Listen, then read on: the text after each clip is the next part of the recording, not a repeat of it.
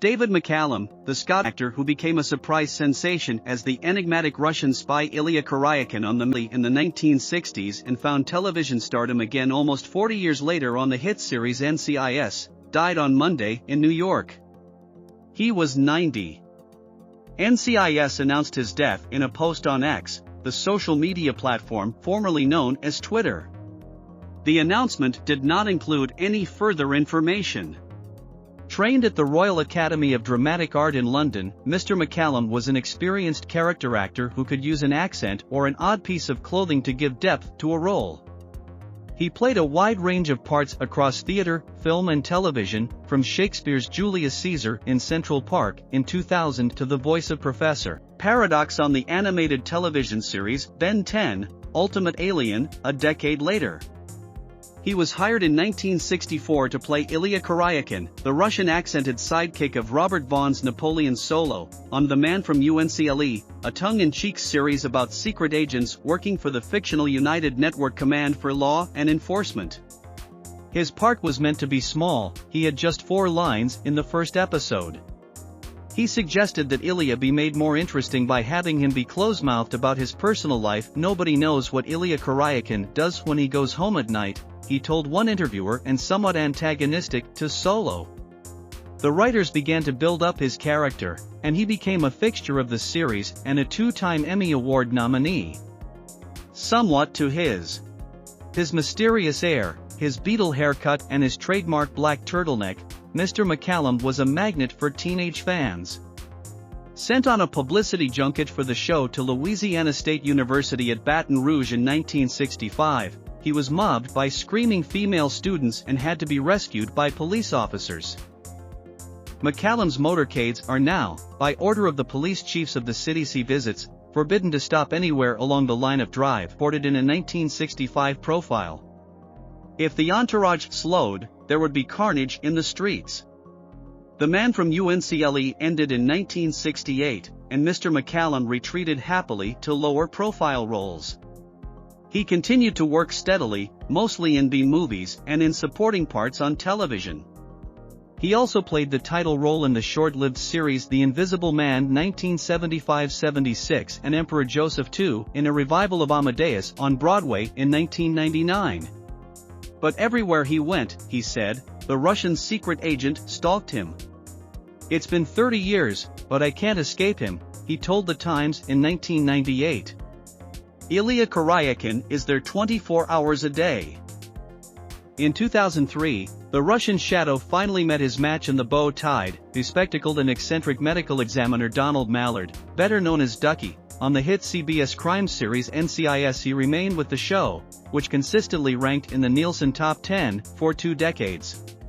He was still a member of the cast at his death. In interviews, Mr. McCallum said that besides Julius Caesar, Dr. Mallard was his favorite role, in part because it taught him so much about forensics. He studied with pathologists in Los Angeles and even sat in on autopsies, learning enough that the show's writers would ask him for technical advice. David Keith McCallum Jr. was born on September 19, 1933, into a musical family in Glasgow. His father was the first violinist for the Royal Philharmonic Orchestra in London. His mother, Dorothy Dorman, was a cellist. He would later tell interviewers that his Scotch Presbyterian upbringing had left him emotionally circumscribed. "We Scots, we tend to be awfully tight inside," he told TV Guide in 1965. "It has hurt me as an actor to be so naturally restricted." Expected to follow in the family footsteps and pursue a career in music, he enrolled in the Royal Academy of Music to study oboe. But he found himself drawn to acting and switched to the Royal Academy of Dramatic Art. He never completely lost interest in music, however. At the height of his U.N.C.L.E. fame, Capitol Records released several albums under his name, on which he conducted instrumental renditions of pop hits.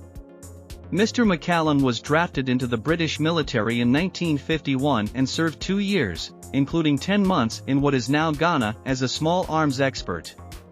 Not long after his discharge, he signed with the Rank Organization, a British production company, and began acting both in movies and on television. He met Jill Ireland, already a rising actress in Britain, when they were both cast in the rank production Robbery Under Arms in 1957. He proposed 7 days after they met, and they married that spring.